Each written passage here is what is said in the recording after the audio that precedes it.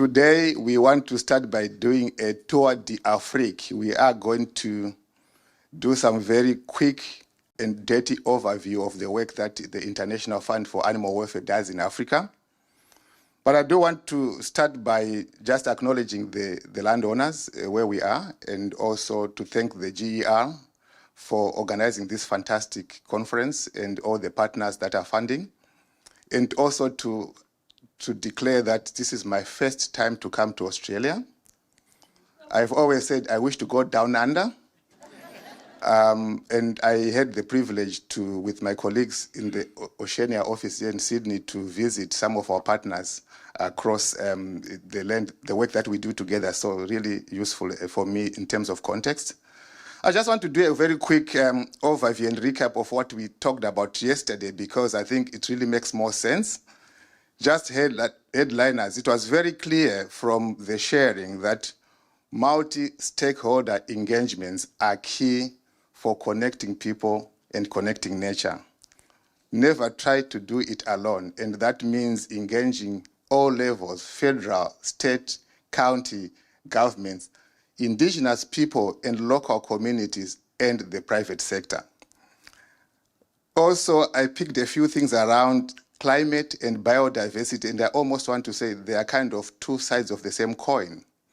So whatever investments and whatever we do should always be able to balance the investments, because addressing one and ignoring the other simply does not result in impact.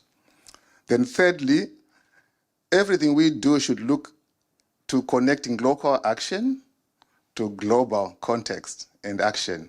And that's a continuum. Bottom up, top down, again, is a continuum, and the context would dictate to which one you invest more, but never neglect the other piece. Barriers to wildlife, we went through so much about infrastructure, but the reality, some of the barriers are not even infrastructure, but even just the way we develop economically. It affects movement of wildlife and functionality of ecosystems. Then Tim took us to 3 points that I really enjoyed: protect, connect, and adapt. Disasters are a reality, and there's no better place to reflect on that when you're in Australia. So what do we do about them? Competition for resources is a reality. Where the wildlife goes in search for food and water is where the people go, because we need the same resources, and what results is conflict. Then, of course, lastly, this is just highlights. There is what I think a genuine need for what I call conservation development. Any development aspirations that neglect the reality of sustaining that development on nature is a miss. Following that rich discussion, I want us now to transition into what I4 is. And if you put the second slide, actually, I have a clicker here, actually, I can do that on my own. Let's test it. Yes.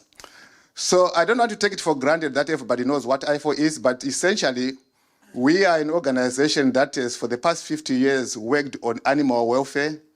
And in the last 20 years, I would say, of our tenure, focused and included conservation. Our program very quickly consists of 2 pillars: what we call the rescue portfolio. We do wildlife rescue, we do marine mammal rescue and research, as well as disaster response and risk reduction. And then we have the other pillar of conservation, and these are just internal divisions. We do landscape conservation, which is the gist of what we are talking about here, but we also do marine conservation, and connectivity does apply there as well. And thirdly, we do wildlife crime, looking at the entire illicit chain from poaching to trafficking to demand reduction. But then we have 2 critical, cross-cutting pillars of international policy and community engagement. So when we talk about indigenous people, First Nation people, the stories and the passion shared by Rachel, by Iman, where is he when he comes?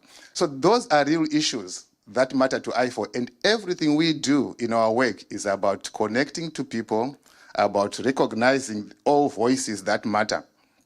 I'll serve as the rest of the goals and everything else, but I wanted you to realize that when we do is about holistic, rescuing the individual animal, which is a sentient life, elephants, rehabilitating them and rewilding them. And we do the same here, the parallel with the koala. Following the bushfires, we lost so much. And through your partnerships, we are able to get some of them, get them to be kind of treated and attended to, rehabilitated and released to the world. That's IFO's DNA, and that's what we try to do, not alone, but with yourselves. Right, to the real stuff now. Securing room to roam for resilience and persistence of savanna elephants over time. Now, elephants are threatened in Africa. We used to have millions of elephants many years before, but there are now a paltry 450,000 elephants. That's sickening, and it's all under our watch. So as IFO, we have dedicated ourselves to focus on East and Southern Africa to look at the elephant home range and say, how do we create and negotiate for connectivity on the isolated national parks that literally are, are kind of, sorry about that.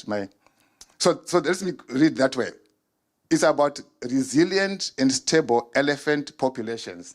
And we do that by safeguarding a matrix of connected networks and habitats in East and Southern Africa.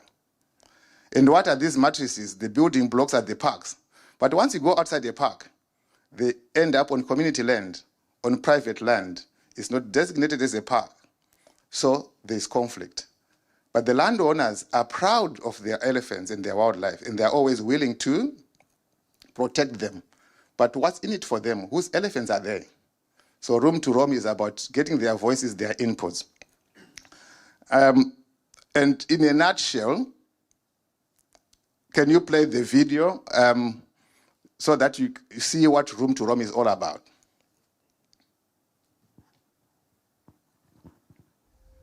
Animals and people both need space to survive.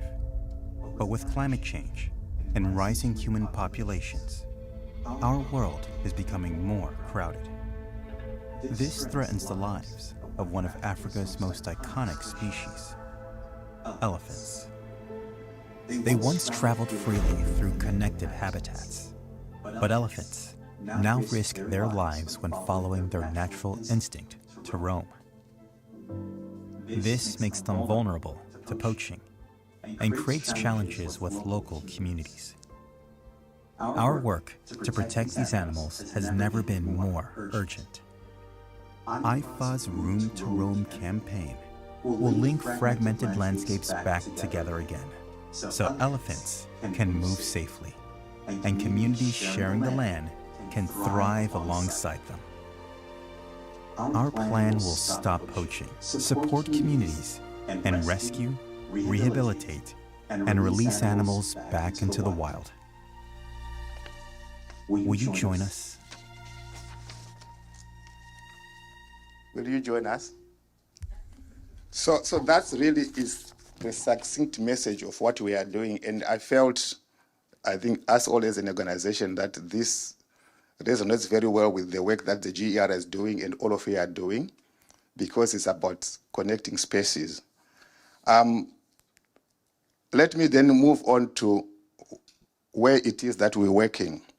Right now, IFO is working in 3 what we call anchor landscapes. And they are all located in places we have key elephant population clusters. So the purple in Zimbabwe is Hwange National Park and the areas around it. And this is part of the Kavango-Zambezi Trans-Frontier Conservation Area, which has close to 200,000 elephants in the world.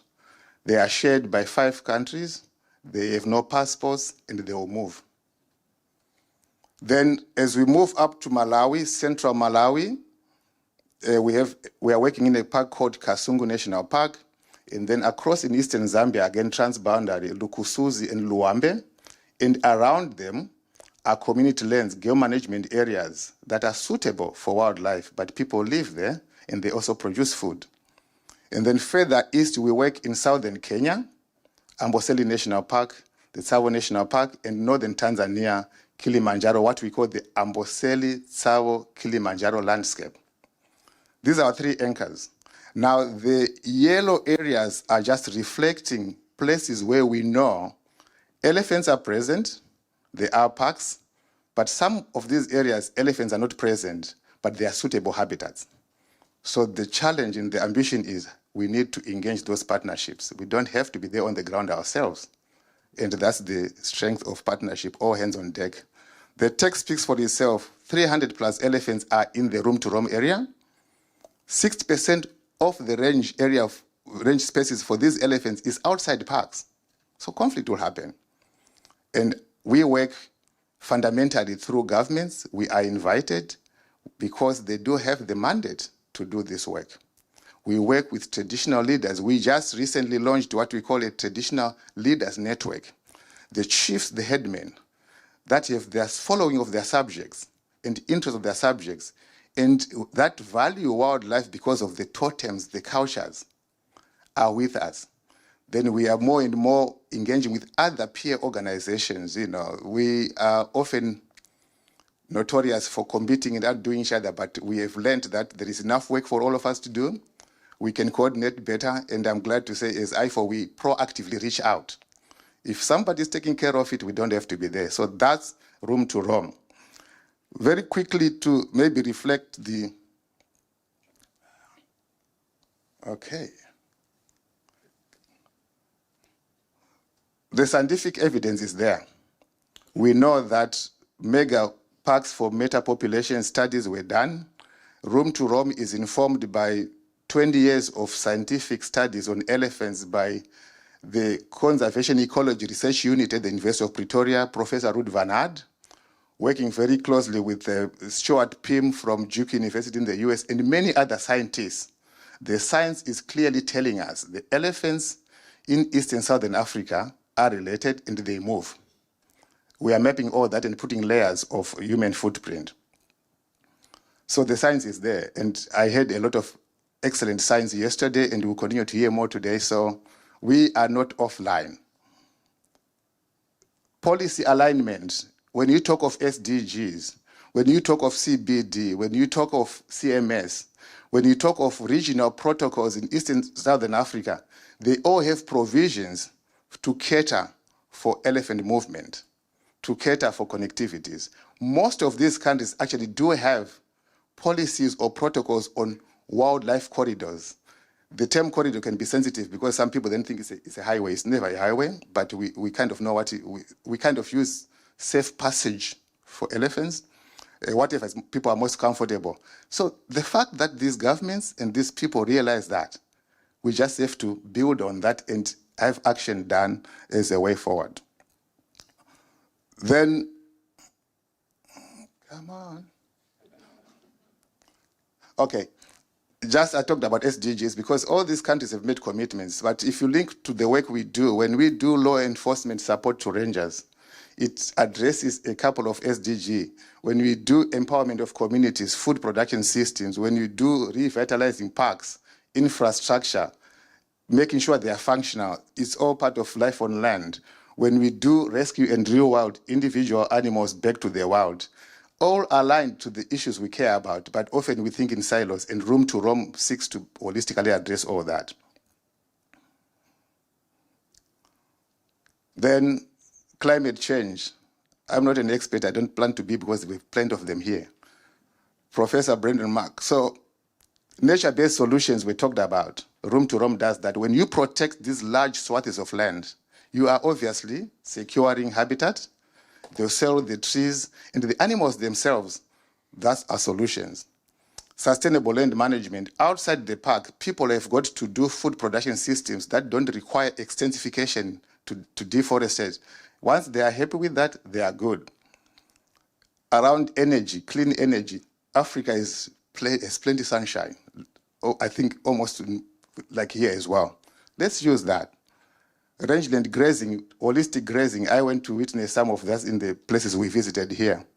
Then disaster response, we have that program, and we want to build that as part of Room to Roam. So, not yet. Not yet. This thing is going too fast. Okay, I think there's a lag after clicking. The message is, as part of connecting people, connecting nature, we as IFO partner with GER and all of you here to advance securing safe habitats for elephants. And when you do that, you secure habitat for other species. And then hopefully they can persist and be resilient over time. With climate change, they will move for food, they will move for water. And where they go is where the pastoralists go with their cattle. And that's where people go to do horticulture. So I want to just say, how do we change the conservation game? It is by transforming boundaries. Let's forget about jurisdictions. It's one people across countries. The era of partitioning of Africa happened, drew lines, but people intermarry, people know each other, speak the same language, and elephants do the same. So we have to create room to roam. I really thank you. I know it was very quick and dirty, but I just wanted to say the stories I heard yesterday, that what we hear today resonates with what I focus for. And as an organization, we are also in small ways doing the parallel with koala habitats here. And we hope it can grow beyond just koalas, because once you do koalas, you do others as well. So thank you. I'll end there and basically, hope to have some interaction afterwards when you do the panel session.